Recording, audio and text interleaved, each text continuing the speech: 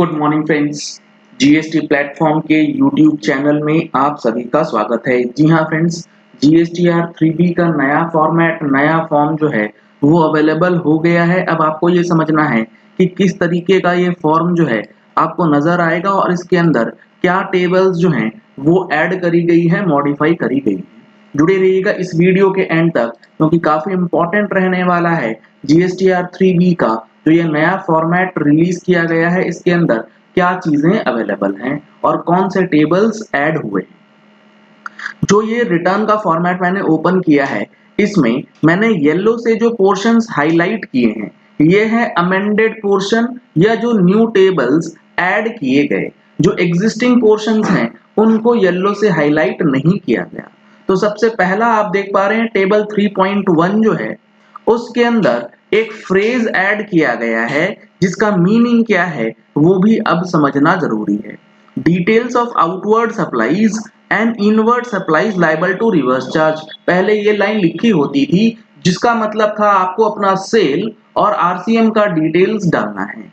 अब यहाँ पर एक लाइन जोड़ दी गई है, other than those covered in table 3.1.1, यानी कि एक टेबल इंसर्ट किया गया है टेबल 3.1.1 जिसमें वो सप्लाईज डिक्लेयर करनी है जिसके ऊपर टैक्स का पेमेंट ई कॉमर्स ऑपरेटर करेगा, ना कि एक्चुअल सर्विस प्रोवाइडर। अगर एग्जांपल के लिए रेस्टोरेंट सर्विस प्रोवाइडर की बात करें तो जो सर्विसेज रेस्टोरेंट के द्वारा दी गई हैं किसी ई कॉमर्स ऑपरेटर के थ्रू, तो उस पर्टिकुलर सर्विस पे टैक्स का पेमेंट करेगा ई कॉमर्स ऑपरेटर, ना कि रेस्टोरेंट। तो वो जो ट्रांजैक्शन है उस ट्रांजैक्शंस को रिपोर्ट करने के लिए अंडर सेक्शन 9 सब सेक्शन 5 ये नया टेबल 3.1.1 जो है वो इंसर्ट किया गया है। तो अब यहाँ पर क्लैरिफिकेशन के लिए ये लिखा गया है कि वो टर्नओवर जो कि आप 3.1.1 में डालेंगे उसे आप 3.1 में इंक्लूड नहीं करेंगे, उसको सेपरेटली नए टेबल में इंसर्ट करना है। और इसके अंदर दो पर्टिकुलर्स आपसे मांगे गए, वो सप्लाईज जिसके ऊपर टैक्स का पेमेंट इलेक्ट्रॉनिक कॉमर्स ऑपरेटर करेगा, ये वाला कॉलम नंबर 1 जो है वो ई कॉम ऑपरेटर्स को भरना है। और इसी के अंदर पॉइंट नंबर 2 है वो सप्लाईज जिस पे ई कॉम ऑपरेटर ने टैक्स भर दिया है, लेकिन जिस रेस्टोरेंट का वो सप्लाई है उसको पॉइंट नंबर 2 में वो फिगर्स जो हैं वो फाइल करने हैं। तो ये जो नया टेबल इंसर्ट किया गया है ये बेसिकली 9(5) के अंदर जो अमेंडमेंट 1 जनवरी 2022 से लाया गया था उसको इंप्लीमेंट करने के लिए कर दिया गया है। ये जीएसटीआर 3B के अंदर जो चेंजेस हुए हैं इसका एनालिसिस आपको हमारी अगले महीने की टैक्स मैगजीन में भी मिलने वाला है। अगर आप लोगों ने अभी तक टैक्स मैगजीन का सब्सक्रिप्शन नहीं लिया है तो दिए गए नंबर्स पे कॉल करके, व्हाट्सएप करके आप टैक्स मैगजीन का सब्सक्रिप्शन ले सकते हैं। साथ ही साथ आप अपनी ब्रांडिंग्स के लिए भी कांटेक्ट कर सकते हैं जिसमें प्रोफेशनल कॉन्टैक्ट्स आप ब्रांड्स के थ्रू क्रिएट कर सकते हैं। अब यहाँ पर जो अगला चेंज है वो है इनपुट टैक्स क्रेडिट से रिलेटेड। और उस इनपुट टैक्स क्रेडिट का जो चेंज है उसको समझने से पहले एक पॉइंट यहाँ पर देख लीजिएगा, जहां पर ये डिस्क्लोजर मांगा जाता है कि आपने अगर किसी अनरजिस्टर्ड सप्लाईज करी है तो उसका आपको सेपरेटली पीओएस वाइज डिटेल्स डालना है। तो अगर आपने कोई अनरजिस्टर्ड सप्लाई करी है जो टेबल 3.1.1 के दायरे में आ गया तो उसको भी अब टेबल 3.2 में इंक्लूड किया जाएगा।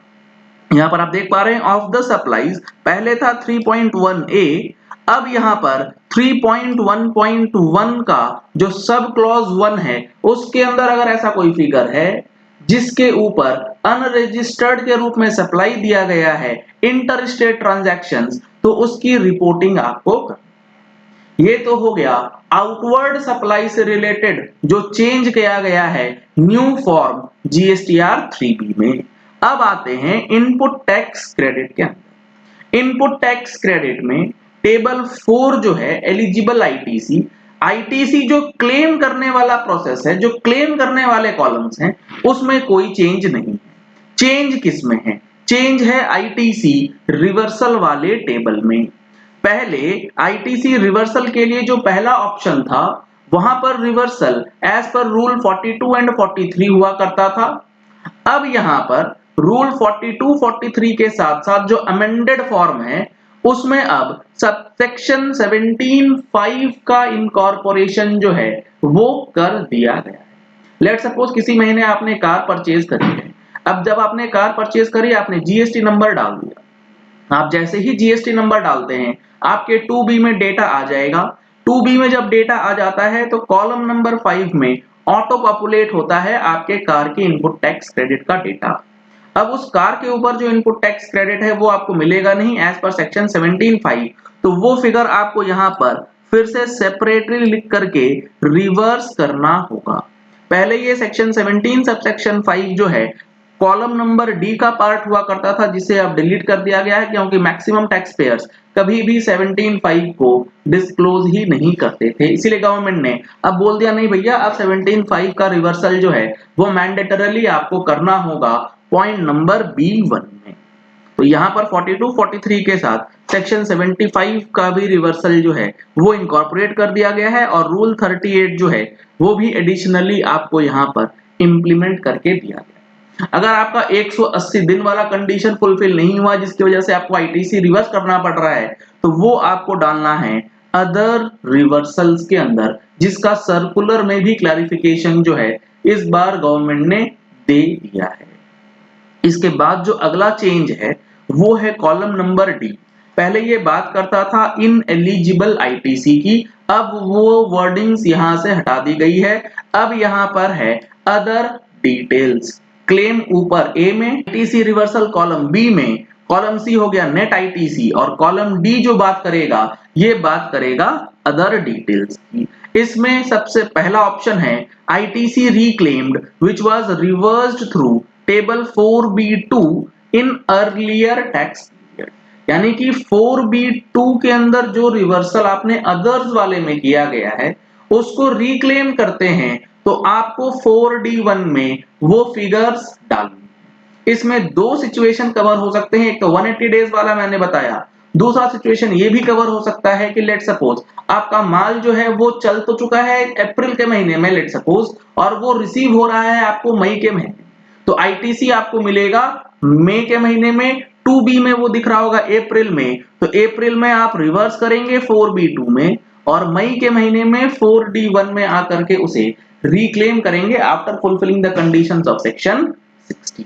तो ये भी एक चेंज जो है अब जीएसटीआर 3B के नए फॉर्मेट में दिया गया है। इसके बाद column number 2 of other details बात करता है ineligible ITC under section 16(4) and ITC restricted due to POS provisions. यानी कि अगर आपका कोई input tax credit time bar हो गया है 16/4 की टाइम लिमिट पार होने के बाद, तो उस amount of input tax credit को आप कॉलम नंबर डी के पार्ट 2 में इंसर्ट करेंगे।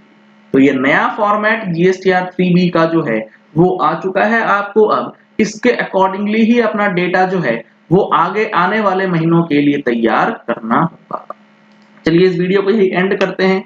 आशा करते हैं कि आपको ये चीज क्लियर हो गई होगी कि जीएसटीआर 3B में जो ये नया फॉर्मेट है ये किस तरीके से अब फाइल करना है और क्या चीजें इसमें बदल दी गई हैं। अगर आपने हमारे चैनल पर फर्स्ट टाइम ट्यून इन किया है तो चैनल को सब्सक्राइब करने के लिए नीचे दिया गया रेड कलर का सब्सक्राइब बटन प्रेस कर लीजिए, साथ में जो बेल आइकन है उसे प्रेस कर लीजिएगा ताकि वीडियोस की नोटिफिकेशंस आप तक रेगुलरली पहुंचती रहें। Thank you and have a nice day.